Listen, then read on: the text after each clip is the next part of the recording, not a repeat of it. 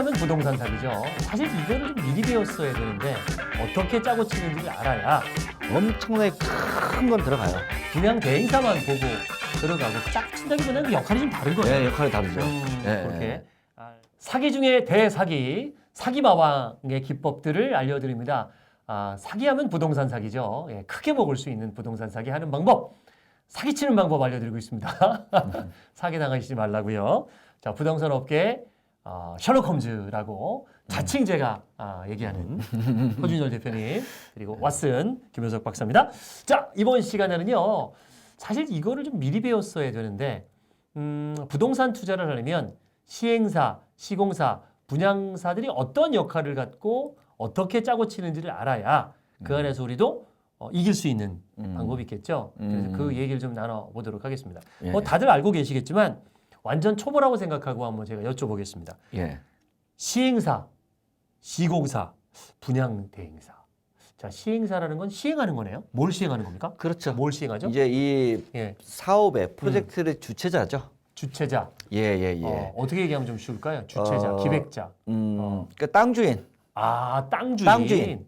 땅주인. 땅주인이라고 보시면 돼요. 이거나 땅주인을 모아갖고 또 하는 사람도 있을 수 있잖아요. 땅주인을 설득해서. 그거는 이제 재건축할 때, 그런 거고. 예, 지역주택조합, 뭐 그러면 재건축할 때. 내가 땅이 있으면 시행사인 거네요.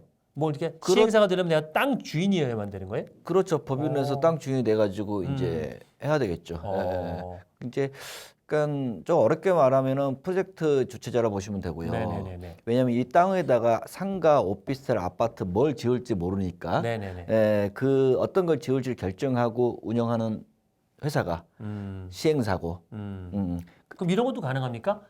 경매에 나왔는데 내가 저거를 좀 살려고 이제 돈이 좀 부족하니 네. 돈을 좀 끌어 모아서 저걸 살 테니까 저걸로 우리가 합시다. 이것도 시행사가 될 수 있는 건가요? 근데 이제 투자를 받아서.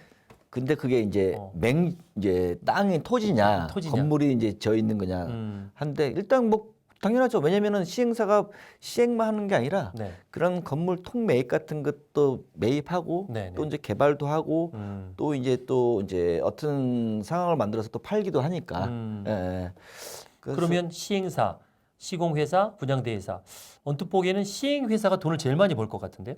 예, 사실상 시행회사가 돈 제일 많이 법니다. 제일 많이 벌어야죠. 제일 많이 법니다. 예. 리스크도 제일 크잖아요. 제일 크죠. 제일 크죠.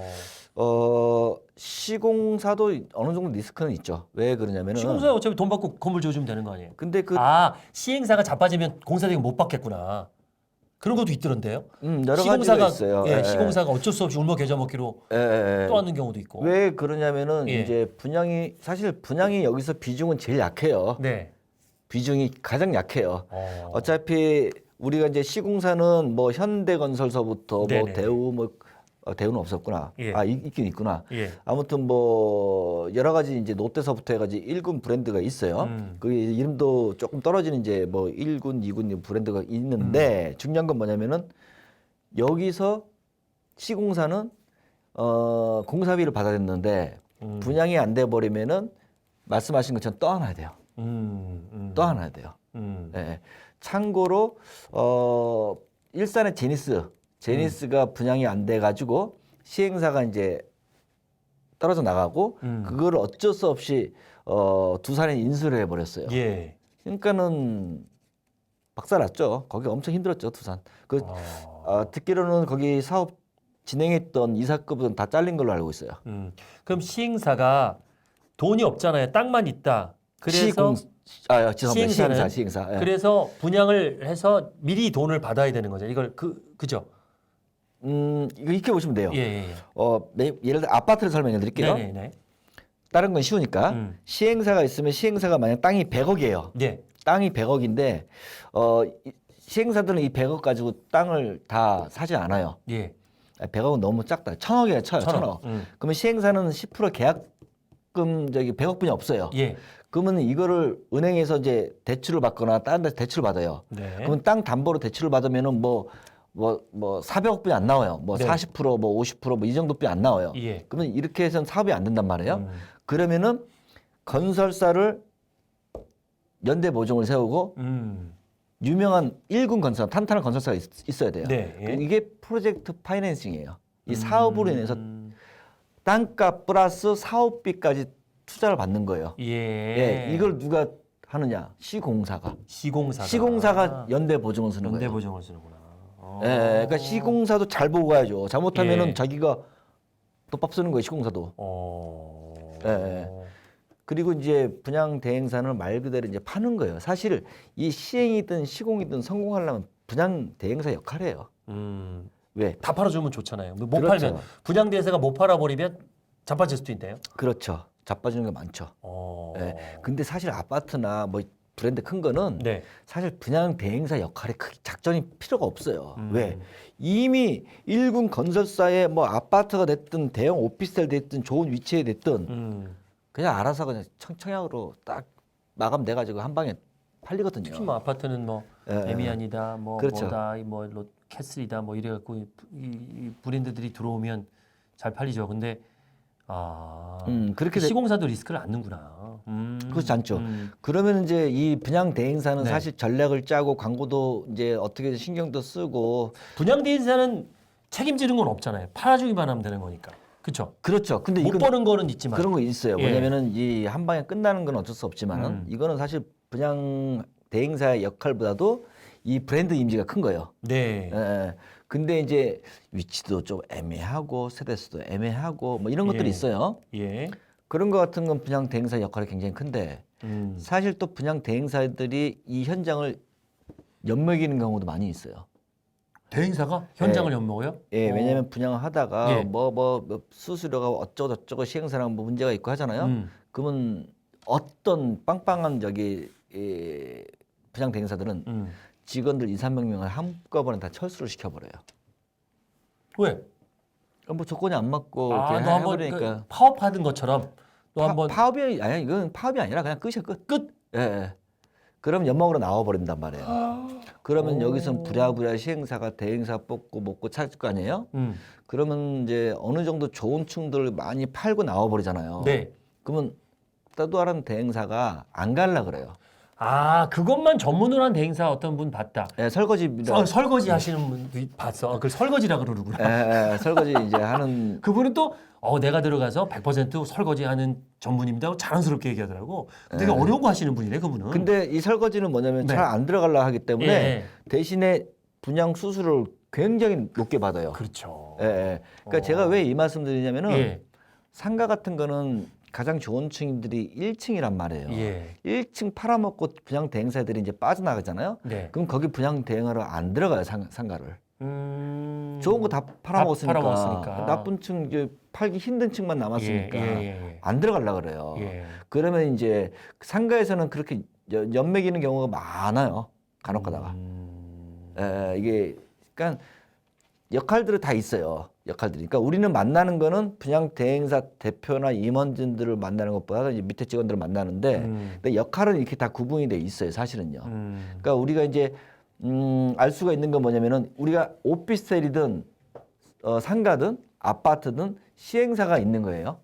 시행사. 네. 예. 그러니까 이 땅 주인 이제 건물주는 누구냐? 건물주는 분양주가 되는 거예요. 쪼개서 분양하니까.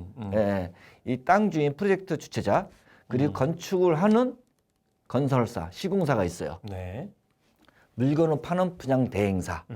이렇게 이해를 일단은 하셔야 됩니다. 예.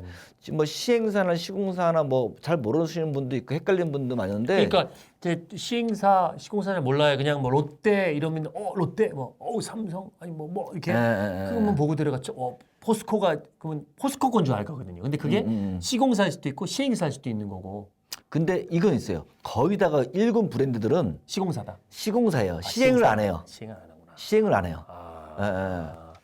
시행사는 뭐 듣도보지 못하는 사람들이 대부분이겠네요. 그렇죠. 아마 시행사는 일반인들 저도 모르는 게 근데 대부분인데. 중요한 게 시행사인데 시행사가 결국 마지막에 책임을 지는 거잖아요. 그렇죠. 그렇죠. 근데 시행사는 사실 시행사 보고 이 사업을 진행 안 해요. 시공사들도. 그럼 이 사업 프로젝트 이 사업을 보고 이 위치에 오피스텔이 뭐가 들어가고 아파트가 뭐가 들어가고 상가가 뭐가 들어가고 그러면 사업성이 있겠다. 분양가 얼마로 이것만 보지. 그래도 일군이 들어갔다는 얘기는 그래도 그들이 전문가인데 리스크가 좀 적다라고 해서 들어간 건 맞긴 하겠네요. 그래서 브랜드를 그러니까 보는 것도 뭐 나쁘진 않겠네요. 이게 있어요. 또. 예. 당연히 아파트나 오피스텔 같은데 세대수가 큰 데는 네. 거의 1군이 들어가요. 예. 왜? PF를 해야 되니까. PF를 하면 1군 건설이 들어가야 되니까. 아, PF라 그래 이걸요? 예, 예. 프로젝트 파이낸스는 해가지고. 오케이. 예. 예. 이게 들어가려면 조건이 1군 기업 음.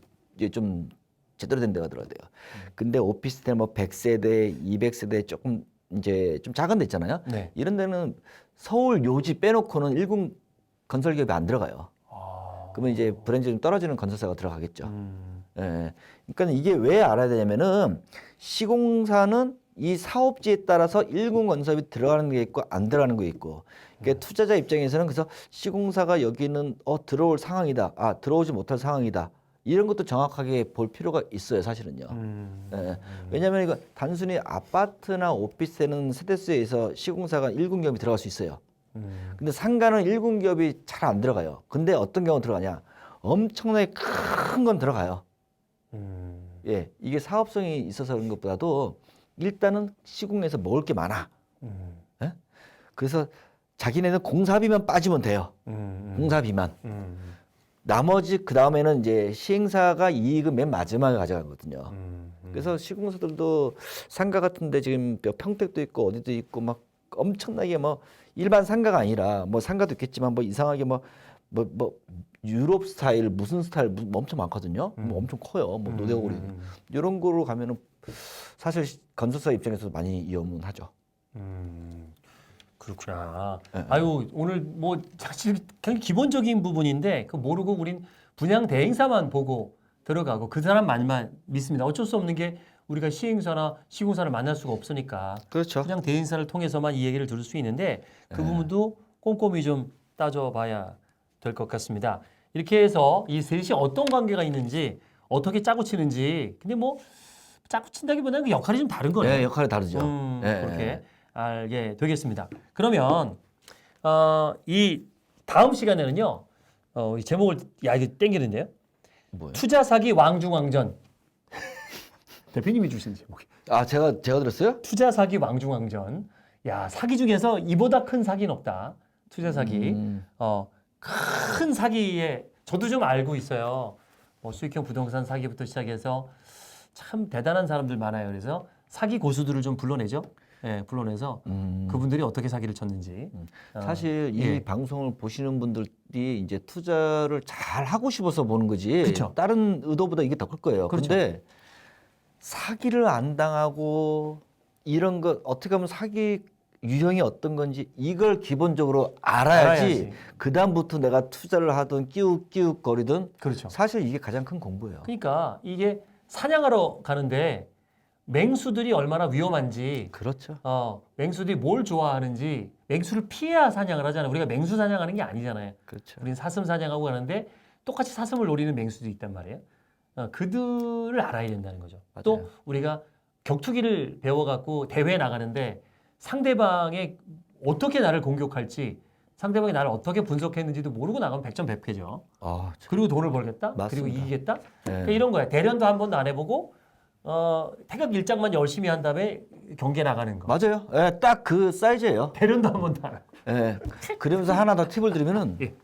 야, 너가 이겨. 너가 이겨. 그 얘기예요. 제 모밥이야 이런 거 있잖아.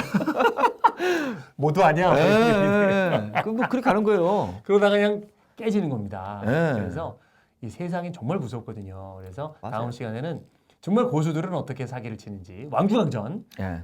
기대해 주시기 바랍니다. 댓글로 나는 이렇게 또 당했다라는 또 사연도 올려주시면 저희가 또 참고해서 또 어떻게 또 이걸 또 만회할 수 있는지 저희가 또 아이디어가 있다면 또 도와드리도록 하겠습니다. 다음 시간에 뵙겠습니다. 고맙습니다. 예, 감사합니다. 네.